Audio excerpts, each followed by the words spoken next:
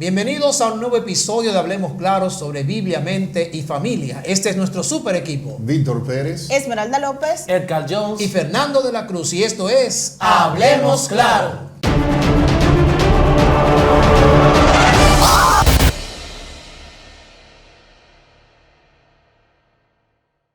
En el día de hoy vamos a estar hablando sobre las tendencias de adoración. Así que quédate porque este tema va a estar muy interesante. exploraremos cuáles son las posibles implicaciones morales, emocionales o espirituales del lenguaje musical. Veremos si los estilos musicales pueden impactar nuestra vida diaria y nuestras creencias. Otro de los puntos que vamos a abordar en el episodio de hoy es si podemos buscar o tener criterios bíblicos para elegir el estilo musical que vamos a utilizar tanto en la iglesia como personal como en la vida familiar. Debo reconocer de manera personal que este tema es un tema complejo, es un tema controvertido, porque cuando hablamos de estilos musicales adecuados para el culto en la iglesia o como en lo personal, realmente la Biblia no es específica. O sea, la Biblia nos dice, miren, este es el estilo, esto es lo que hay que hacer, por aquí nos vamos. Sin embargo, también quiero decir que hay principios claros en la Biblia que deben seguirse a la hora de elegir la música que vamos a usar en el culto. Así que, amigos, hermanos, familia y todos cada uno de los que nos están siguiendo en las redes sociales, este es el momento. Suscríbase, dele like y avisa a cada uno de sus vecinos y amigos que ha iniciado Hablemos Claro con nuevas tendencias en la adoración. La Escritura dice: pero la hora viene y ahora es, cuando los verdaderos adoradores adorarán al Padre en espíritu y en verdad, porque también el Padre busca a tales para que le adoren. Juan 4:23. La música tiene tanto lenguaje como estilo y por muchos años hemos escuchado un debate. Por un lado están los que afirman que la música por sí sola, aún sin letras, puede comunicar cosas. Y por el otro lado están los que afirman que necesitamos la letra para que la música comunique. Es decir, que la música, lo que dicen es que para que la música tenga sentido debe de tener letras. Y ese ha sido un debate que siempre hemos visto. Es decir, que hay algunos que consideran la música sin analizar las letras y viceversa. Hay quienes le prestan más atención al mensaje que transmite a través de la letra que en la música, y esto lo ven de manera irrelevante. Para ello le tengo una cita del profesor de teoría musical Frank Garlock, que concentra su argumento en la tesis de que la música es un lenguaje, por lo tanto no puede ser amoral o neutro. Él afirma, y citamos: las notas individuales son neutras, pero cuando comienzas a combinarla y adicionar el ritmo, usted comienza a transformarle el lenguaje, y usted puede tener música buena o mala dependiendo de la combinación de los elementos y de la manera de ejecutarla. La música es comunicación y por lo tanto tiene cualidad moral. Wow. Entonces podríamos concluir que la música tiene una cualidad moral, pero que espiritualmente no es neutra. O sea, que puede ejercer el impacto en el corazón de la vida de alguien y que no solamente se queda en el aire, sino que afecta a lo que nosotros tenemos en nuestro cuerpo. Claro, de hecho la discusión es esa. La discusión es, es que la música, algunos dicen, es neutra.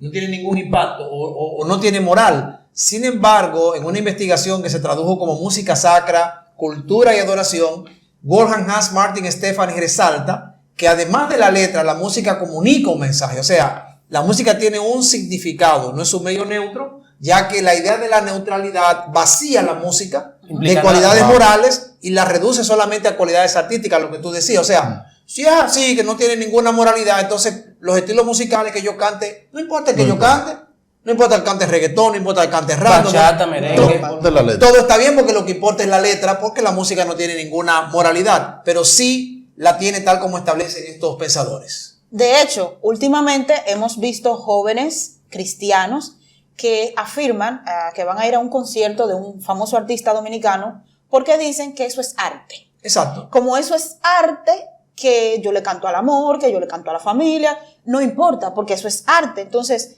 podríamos decir, ¿cómo podríamos nosotros, de qué principios? ¿Hay algunos principios que nos puedan guiar para decirme si yo puedo escuchar bachata, reggaetón, merengue? O sea, ¿cómo yo puedo, verdad, elegir? Dame cuenta. Tú estás hablando ahora ya no tanto del lenguaje, porque hablábamos de la música para dejar claro que la música es un lenguaje. Exactamente. Pero ahora tú estás hablando del estilo. Del estilo, sí, del ritmo, o sea, qué tipo. Es decir, que ok. cuando tú hablas de los estilos, para que nos entienda nuestra audiencia, hablamos de lo que es el country, el pop, el rock. En la Biblia tú no vas a encontrar así de manera taxativa el nombre de rock, pop. Pero sí, merengue sí. tampoco. Ese es el argumento que usan mucho de que eso no está en la Biblia. Ahora, esto lo entendemos por un estilo de hacer música. Ok. Y como estilo de hacer música ha ido evolucionando e incluso la cantidad de instrumentos han ido siendo descubiertos y adicionándosele. Lo que sí yo te puedo decir es que en la Biblia, en la revelación de Dios, hay algunas orientaciones útiles que podemos extraer. Por ejemplo, Edgar puede ayudarme ahí. Hay 7 principios que en la Biblia encontramos con respecto a la forma para hacer música. Uno de ellos dice que la música es un don, un regalo de Dios que debe ser usado específicamente para darle la gloria a Él. Con mucha frecuencia los seres humanos creen que la música es algo para yo lucrarme de manera personal, para engrandecer mi propia persona o para atraer la atención a sí mismo. Pero no. Es que yo soy artista, Edgar. Ah, no, pastor, es para darle gloria Pero exclusivamente a entonces Dios. yo no puedo ser artista. Claro, usted puede ser artista, dejarle complejo de divo y Ah. entonces, claro, porque eso es lo que tienen los artistas ahora, un complejo de divo que lo hace creer que ellos son el centro de la adoración. El primer punto dice que Dios es el dueño de la adoración y es un regalo que fue dado para alabar a Dios. Por lo tanto, tú estás diciendo que lo que hace más digna la música es cuando yo la cultivo como un ministerio. Exactamente. El apóstol Pablo habla de los dones espirituales y de hecho el don de la música es parte de esos dones espirituales y la idea central de Pablo es que todos los dones deben convertirse en ministerios y debe ser desarrollado como un ministerio, pero para gloria y honra de Dios. Amén. Otra de las implicaciones que encontramos en las escrituras, señores, es que la música, y esto va a chocar quizás, es que la música destinada al culto debe organizarse con cuidado y espíritu de servicio. Repite eso, Esmeralda. Debe organizarse con cuidado y espíritu de servicio. Es decir, el culto debe ser intencional. Y la música también debe ser dirigida a lo que queremos transmitir en el culto. O sea, no podemos decir, bueno, va a venir fulano, sultano y mengano a predicar, va a hacer lo que va a hacer, y vamos a cantar el himno que aparezca, o vamos a poner a fulana que cante lo que ella quiera, sino que debe ser organizada, con antelación, O sea, que no es lo que el Espíritu indique. No es lo que el Espíritu Para llenar indique. espacios en blanco. Ay, sí, de que quedó, mira, dile a fulano que cante, que hay un espacio. No. Canta 3. De ahí se desprende, Esmeralda, que tanto los músicos como los líderes religiosos deben de trabajar en armonía y cooperación. Entiéndase, los músicos dentro de la iglesia no pueden estar por un lado y los líderes religiosos por otro. Así es. Porque somos un pueblo de orden. La Biblia misma establece que Dios se goza en el orden. Por eso Él dice que su pueblo ¿de qué? Es un pueblo de orden.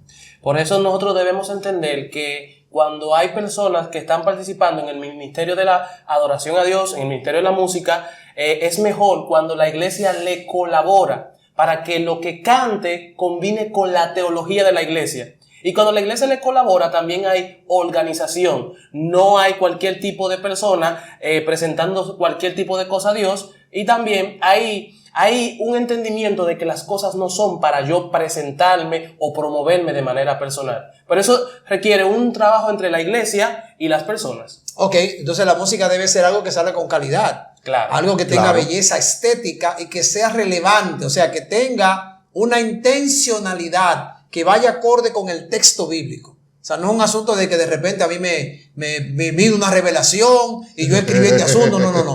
Debe estar intencionalmente atada a la relevancia de lo que dice la palabra de Dios. Es que eso obliga a que su texto sea teocéntrico. Y no solamente teocéntrico, ¿Qué sino que significa pueda teocéntrico? Sí, es una buena pregunta. porque- Explica que eso. esté centrada en la adoración a Dios. Ok. Que no esté basada en la adoración al yo, pero a la vez que pueda ser educativa. Y sin olvidar el principio básico de todo cristiano, que es el de evangelizar. Una letra tiene que comunicar un mensaje que evangelice al oyente. O sea, que el propósito no es que yo me voy a pegar. Ese no es el propósito. Ay, pastor. Que voy a estar es que es un medio. en el rating de YouTube o Spotify. No, ya usted lo dijo ahorita, pastor, que cuando se habla de la música, entra dentro de lo que son los ministerios establecidos por Ok, Pablo. ok. Y todo ministerio dentro de la iglesia persigue un solo fin, predicar el evangelio para que aquellos que lo conozcan puedan llegar a ser salvos y la venida de nuestro Señor Jesucristo se haga más corta. Excelente, excelente. De estos principios que nosotros entonces acabamos de hablar, estos 7 principios bíblicos, podemos extraer ciertas características, tanto positivas como negativas, a la hora de hablar de la composición musical. Hay como extremos positivos y extremos negativos, y como que deberíamos hablar de eso. Analicemos. Vamos a analizarlo. De manera puntual. ¿Ustedes están seguros que quieren que hablemos de la parte negativa? Aquí vamos, sí, vamos a hablar claro. Una de las partes negativas son las exhibiciones teatrales, Ay, donde el que está alabando, el que está cantando, hace una exhibición, una gala de histrionismo, Exagerada. que tú dices, pero eso no, ella no está sintiendo nada. Está sobreactuado. Y yo creo que debe de estar en un guión que dice, aquí tú lloras, aquí tú te arrodillas. Segundo, dentro de esto están los movimientos corporales, que más que transmitir, y esto a veces pueden ser movimientos corporales hasta sensuales. Sí, así es, así es. Que en vez de transmitir una actitud de adoración, están más bien llamando la exhibiendo atención sobre la el persona. cuerpo o llamando la atención sobre el que está cantando. Y no dejarle a un lado los gestos exagerados. Que hemos visto personas que a la hora de entonar se le mete uno y dice, pero varón, ¿usted está cantando o está actuando? En esa misma línea, Víctor, también podemos citar entonces las notas así altas, agudas, aquellas óperas, sí, que la gente canta y se oye muy lindo, pero tú ni siquiera estás entendiendo lo que están cantando, que me pasa mucho con ese estilo musical. ¿Y qué es lo que cantan?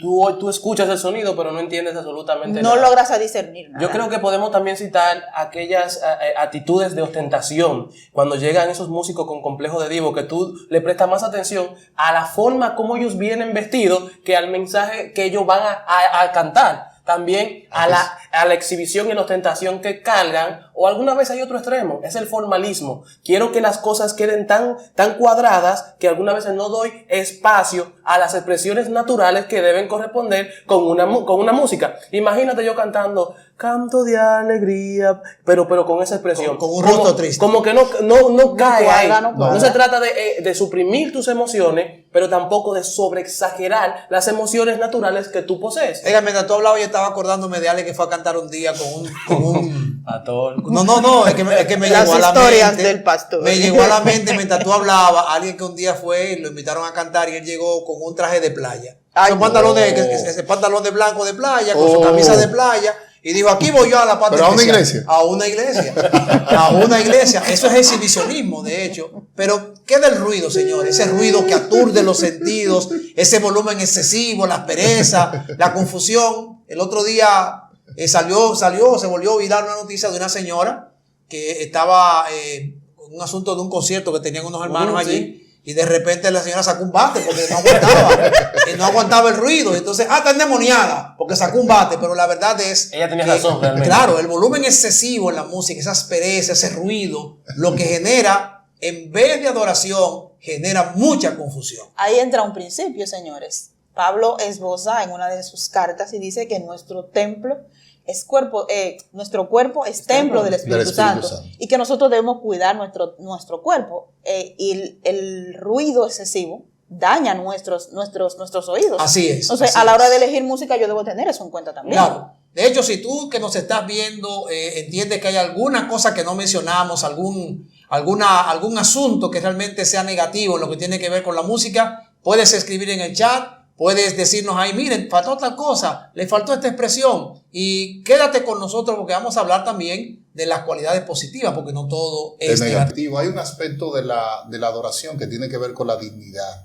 ¿A qué se refiere eso? La dignidad es el gesto con el cual, o la intención con la cual la persona está alabando el nombre de Dios. ¿Hay algún ejemplo? Cuando él se quita del escenario y entiende que en ese momento el centro de todo lo que está haciendo es Dios. Gloria a Dios. Y por lo tanto, tanto en la vestimenta, en la selección musical, en el comportamiento, debe de evidenciarse que llegó para adorar al Creador de todo. Amén. O sea, que si yo me pongo una chaqueta con brillo de esa ¿Usted es artista o es un adorador?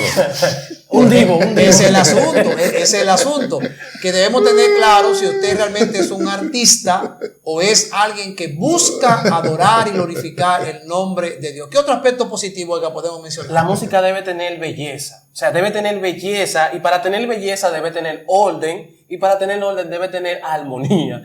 Qué lindo es cuando usted escucha a una agrupación que se ha planificado y que ninguna de las personas están desentonados.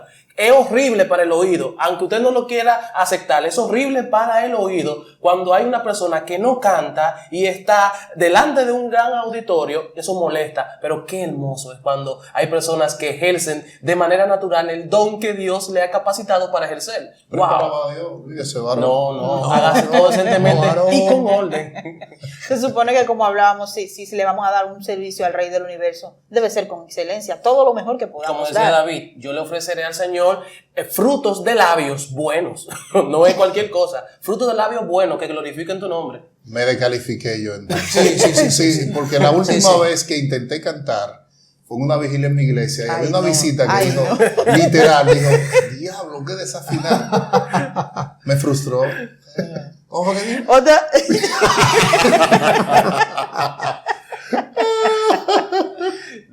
Otra de las características positivas son las canciones alegres, con melodías solemnes y palabras pronunciadas con claridad. Es decir, señores, que no solamente vamos a hablar de escuchar música de órgano, suave todo el tiempo, porque esa es la música sacra, dicen muchos, sino que puede haber música como alegre, pero que sea cantada, ¿verdad? Con melodías solemnes y que las palabras se pronuncien correctamente, que se entiende el mensaje. Claro. Sí, pero de las músicas contemporáneas específicamente. Ay. Entiéndase el rock, entiéndase la bachata, entiéndase La el música merengue, urbana. el dembow. ¿Cómo yo puedo saber de qué manera esta música cómo yo puedo saber de qué manera esta música puede beneficiarme, o hay algo realmente que me pueda beneficiar en esa música? Mira, con el tema de la música contemporánea hay cosas que son muy preocupantes y una de ellas es esa repetición excesiva, esa monotonía de algunas composiciones musicales que siempre dicen lo mismo, y que pueden llevar incluso a la gente a un estado hipnótico, porque eso es posible. De hecho, en muchos espectáculos modernos cristianos, pues se utilizan este tipo de métodos y mantienen al público hipnotizado. En un éxtasis. Y lo mantienen en un éxtasis. Por lo tanto, tenemos que tener mucho cuidado con la música contemporánea al utilizarla dentro del mundo cristiano. Exacto. Ahí cabe cuando vemos esas canciones de 9, de 16 minutos y que te repiten, y luego se sale de ahí diciendo, ahí se sintió la presencia. Es que ellos te inducen a que tú sientas algo. O sea, es una inducción. Entonces, otra de las cosas es el sentimentalismo exagerado, señor. O sea, eso es una cosa... Tradúceme eso a la realidad. El sentimentalismo exagerado, o sea, esa música que está centrada, mi proceso, Dios me sacó, tú me viste, o sea, como que todo es yo, lo que yo siento, y no, como hablábamos ahorita, cristocéntrico. No, y de repente tú no sabes si le está cantando a Dios, si le está cantando a una mujer, si le está cantando a un hombre, al amor de su vida. Ambigüedad se llama. Exacto, eso. es ambiguo realmente ese sentimentalismo excesivo. Y lo duro es cuando tú vas y el volumen está a unos decibeles, que para mí, y hay países que regulan los temas de decibeles en los espacios, si van y lo examinan, están fuera de lo normal. Fuera de lo normal. Y hablamos en espectáculos, ni se diga cuando están en eventos en calle. Recientemente conversábamos, pastor, usted recuerda de una actividad que tenían unos hermanos en plena calle, en una urbanización, y la señora salió con un bate porque los decibeles estaban bien altos. Ahora, ustedes saben que es lo primero que dice un cristiano. Lo que tiene un demonio. Le metió un demonio. La endemoniada. La ley dice que eso se llama contaminación auditiva o sonora. Bien, ahora, otro asuntito que es muy interesante es el énfasis antropocéntrico. O sea, yo quito a Dios del trono y pongo al hombre en el trono. O sea, pongo a la persona como el centro de la adoración. Mucha música religiosa de hoy tiene ese problema. Usted oye me, mi, yo, y eso refleja esa teología egocéntrica que predomina hoy en la música. De hecho, eso se refleja mucho, no solo en la música, Edgar, también se refleja en la letra. Sí, algunas veces podemos notar que la letra es vaga y parecería o da la interpretación de que yo no le estoy cantando a Dios, sino que le estoy cantando a una mujer, pero la música se utiliza específicamente para dirigírsela a Dios. Porque si yo le estoy dedicando una canción a Esmeralda, se supone que esa es Esmeralda. Pero cuando tú me presentas una canción para Dios y en el medio hay un doble mensaje que es para Esmeralda, posiblemente traiga confusión. La letra vacía. Antes había mucho contexto bíblico, se tomaba mucha letra bíblica de los personajes, las situaciones que pasaban, cómo vivían, incluso tú te aprendías porciones largas de la Biblia por las canciones, ahora no, ahora simplemente tú repites alguna situación o suceso que le pasó a alguien. La doctora Lilian Ducan, que es una especialista musical, maestra de música en la Universidad de Andrews, ella habla de los puntos fuertes y los desafíos de esta música llamada música de adoración contemporánea. Ella enumera, por ejemplo, que uno de los puntos fuertes es que muchas veces la música es extraída directamente de la Biblia. O sea, tú decías ahorita de que quizás no tanto como antes, pero sí, hay música contemporánea que es extraída de la Biblia y es fácil de aprender, por lo que yo decía, por la repetición, porque es previsible, porque es sencilla, es muy llana. Y digamos que ese es un punto fuerte, si se quiere, de esa música contemporánea. Y otro de los puntos que ella destaca es que la música contemporánea tiene flexibilidad rítmica, también permite que los jóvenes usen su talento en la ejecución de los instrumentos y que es creativa. Pero tiene grandes desafíos, porque también en la misma cita ella enumera como desafío que muchas veces es excesivamente contextual, sentimental y egocéntrica. Ya hemos hablado de lo que es el egocentrismo, pero los sentimentalismos, ustedes y yo sabemos que hay canciones que usted le escucha y no sabe si es una alabanza a Dios o si es una dedicatoria a un amor que tú perdiste.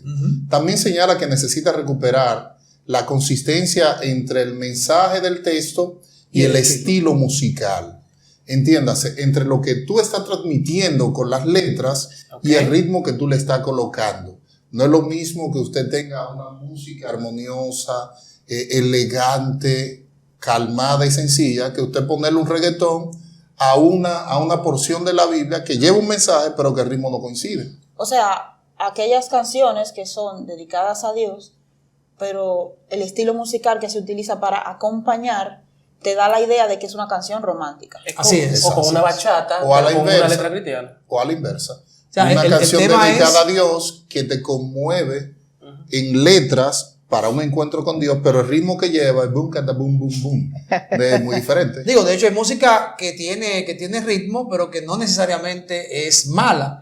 Yo le comentaba, o le comento de que, por ejemplo, a mí me gusta mucho una canción de Peregrinos Extranjeros, basada en un salmo, que dice, tú encenderás mi lámpara. O sea, tiene un ritmo, tiene su mambo, pero tiene una coherencia. Tiene una coherencia porque te lleva, teológicamente te lleva a pensar en Dios. Y no es egocéntrico. Y no es egocéntrico. Está centrada en Dios y hay que, esa consistencia entre el mensaje del texto y el estilo musical debe existir. Ella también plantea el uso correcto de la tecnología, no abusar de la tecnología como un medio de adoración. ¿Qué significa eso? Que el ignario no debe cantar solo, que yo no debo solamente colocar músicas de YouTube para que se repitan y se repitan y se repitan y todos los hermanos así sequecitos en la iglesia sin cantar.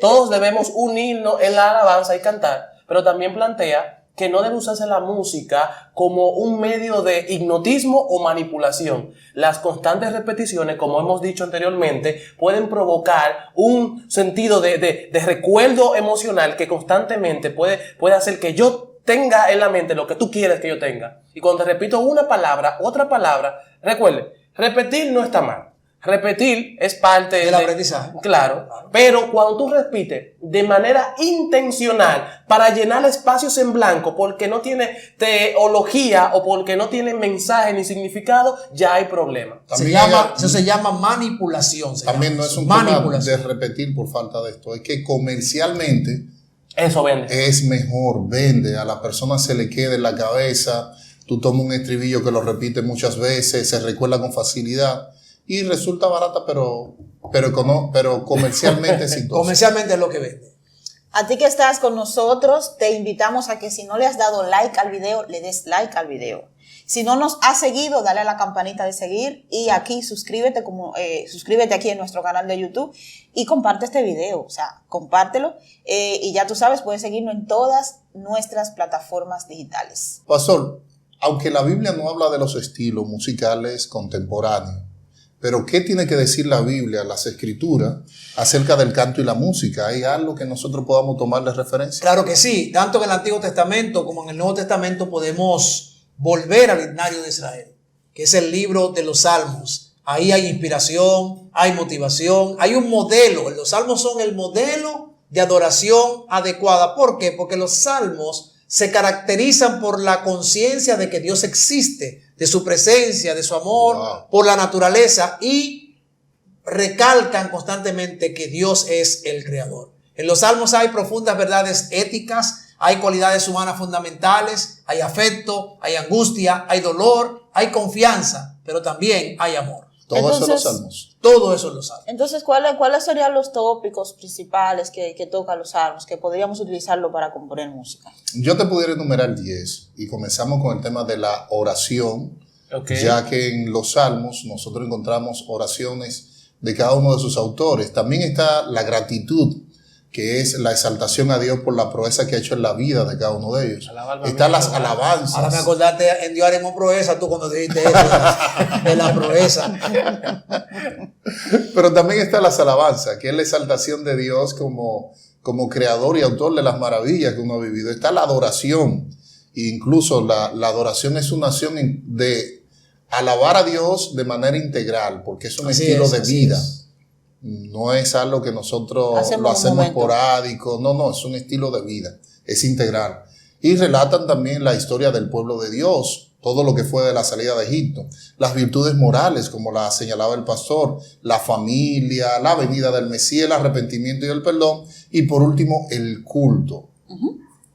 El servicio que le ofrecemos a Dios para exaltarlo como creador y autor de todo lo que existe. Yo quiero, Víctor, destacar que los Salmos presentan 3 principios que son valiosos para la música de la adoración. Presten atención a esto. Búsquese un cuadernito ahora. Tome nota, porque esto es bien importante. Hay 3 principios en los Salmos que son valiosos, guiadores para lo que tiene que ver con la adoración. Número 1 está el principio del foco. ¿Cuál es? Los salmos están centrados en Dios. Amén. Están centrados en su carácter. Están centrados en su propósito. Amén. De igual manera, cuando tú haces música hoy, debes seguir este mismo principio. Tu adoración debe estar centrada únicamente en Dios, en su carácter, en sus propósitos. ¿Y el segundo es el principio de la motivación, o los principios de la motivación. ¿Qué motiva mi canto?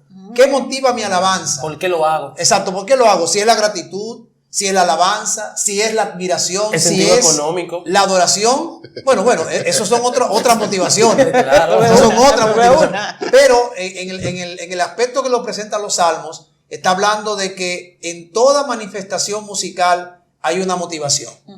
¿Qué te motiva a ti? ¿Qué te motiva para cantar? ¿Qué te motiva para escribir? La motivación debe provenir de Dios. Y el tercero es el principio de la excelencia, que tú medio lo mencionabas, Esmeralda. Y este principio nos impele, nos motiva a ofrecer al cielo lo mejor que hay, tanto en riqueza poética como en calidad musical. Además de la imprescindible sinceridad y la disposición de entrega. O sea, yo hago lo que hago con sinceridad de corazón, con disposición de entrega, pero la música que uso es una música de alta calidad. Las letras que escribo, la riqueza poética, se inspira en glorificar a Dios, se inspira en la excelencia. No olvides estos principios. Tú que te gusta cantar, que te gusta componer, eso es válido. Dios te ha dado el don. Por lo tanto, no olvides estos 3 principios. El principio del foco: centra tu música en Dios, centra tu música en sus principios, en su carácter. El principio de la motivación, que lo que te mueva sea la gratitud al Dios del cielo, la alabanza, la adoración. Y el principio de la excelencia: dale a Dios siempre lo mejor. En el Antiguo Testamento, que es lo que ustedes han hablado, habla muchas motivaciones de cómo debemos conducirnos para llegar a Dios y muchas formas como nosotros nos conectamos con Él. Pero vamos a concentrarnos ahora en el Nuevo Testamento, Vale. porque en el Nuevo Testamento también hay formas que indican cómo debemos alabar a Dios. Pablo, por ejemplo, en el libro de Efesios, en el capítulo 5, en el versículo 15, menciona la siguiente declaración y da 3 elementos de cómo deberíamos alabar a Dios. Número 1, menciona cánticos espirituales, menciona los himnos y los salmos. Estos elementos dicen que le agreguemos algo, que la palabra de Dios abunda entre nosotros. O sea, hay 3 elementos importantes: cánticos espirituales, himnos y salmos de adoración. Parecería como que son diferentes y parecería que cada uno son importantes. A la misma vez, plantea una variedad. No solamente los himnos, que me gustan mucho y me encanta, sino también están los cantos. Pero también está la alabanza, que es extraída directamente de los salmos. Yo sé que es difícil. Sí. Y tal vez te pasa a ti que entender himnos, salmos, himnos y cánticos, cómo estuvieron creados, hacia dónde. Lo primero es que los salmos, tal y como el pastor muy catedráticamente Gracias. nos dio a entender que los salmos, conforme a lo que la Biblia establece, fueron creados por el pueblo hebreo para exaltar las grandes hazañas de Dios, para exaltar lo que fueron las alabanzas, las adoraciones, pero también son segmentos históricos de cómo Dios rescató al pueblo. En cambio, los himnos, basados en lo que la Biblia misma enseña, están dedicados exclusivamente para Cristo, para exaltar la figura de Cristo. Tanto así que nosotros podemos tomar como ejemplo Filipenses 2, del 6 al 11, donde establece claramente que todo lo que se ha creado ha sido para la exaltación de Cristo, y que todo lo que estamos aquí, un día nos vamos a ponerle rodillas delante de Él. Amén. Y tendremos que confesar que Él es el Señor y Señor. Así será. En cambio, los cánticos son espontáneos. Ok. Son en ese momento en donde tú alabas a Dios por lo que ha hecho en tu vida. Un ejemplo claro fue María, la hermana de Moisés, y así le puedo citar otros. Esas son las 3 diferencias que hoy yo quiero que usted quede claro. Salmos tiene que ver de manera directa con lo que Dios hizo con todo el pueblo hebreo, pero que hoy nos sirven también a nosotros Claro que como medio de alabanza y adoración a Dios. Los himnos son todas esas hazañas que nosotros tratamos sobre el eje de todo lo que es el cristianismo, que Cristo Jesús. Y los cánticos son ese momento en donde usted sabe que Dios obra en su vida. Llegamos de un campamento, Víctor, llegamos de un campamento y de manera espontánea en el vehículo cuando venimos sacamos un cántico, y ese cántico que nosotros entonamos ahí es algo que no surgió tan planificado, pero que sin embargo se incluye a partir de ese momento en la forma de alabar a Dios. El ejemplo más, yo pienso que el mejor ejemplo de eso es Apocalipsis, cuando habla del cántico de Moisés y del Cordero, que los redimidos cantarán en el cielo. Es un cántico espiritual espontáneo que habla de la experiencia que ellos tuvieron en el peregrinaje hasta llegar al reino de los cielos. Tengo esperanza entonces, pastor. Sí, claro, hay esperanza para que tú cantes.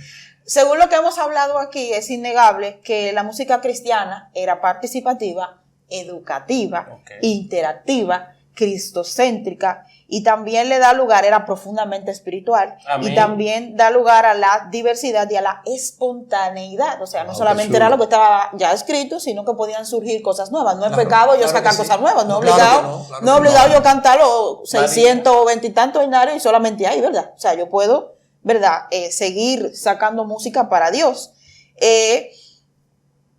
María Esmeralda, por ejemplo, María, Moisés y el grupo, cuando cruzaron el Mar Rojo, que hay un cántico que ya lo hemos tomado para nosotros, que dice que el Señor sea glorificado, echando al dragón, al caballo y al jinete. Exacto. Eso no fue algo que ellos planificaron fue algo que surgió de la conmoción de la experiencia que ellos vivieron. Ellos dijeron, no, hay que cantar, hay que alabar. Incluso la manifestación de alabanza en ese momento se parecía a la experiencia que habían tenido. Señores, este tema es muy amplio, muy interesante. De hecho, estamos llegando ya a la parte final del mismo, y mis queridos, queremos dejarle algunos asuntos puntuales sobre este tema que usted no debe olvidar. Así que vuelva a tomar la nota, vuelva a escribir, porque vamos a dar ahora algunos asuntos muy puntuales sobre el tema de la adoración y las nuevas tendencias que usted no debe olvidar. Víctor. Yo en lo personal quiero que usted recuerde que la adoración bíblica se centra en Dios y no en el hombre, y se basa en la verdad bíblica en lugar de la emoción. Wow. Otro punto importante que hemos abordado aquí es que la adoración centrada en simplemente las emociones es superficial. Otra cosa que yo me quedaría con el aprendizaje de este día sería que la adoración podría desviarnos de Dios, aunque creamos que estamos adorando al mismo Dios.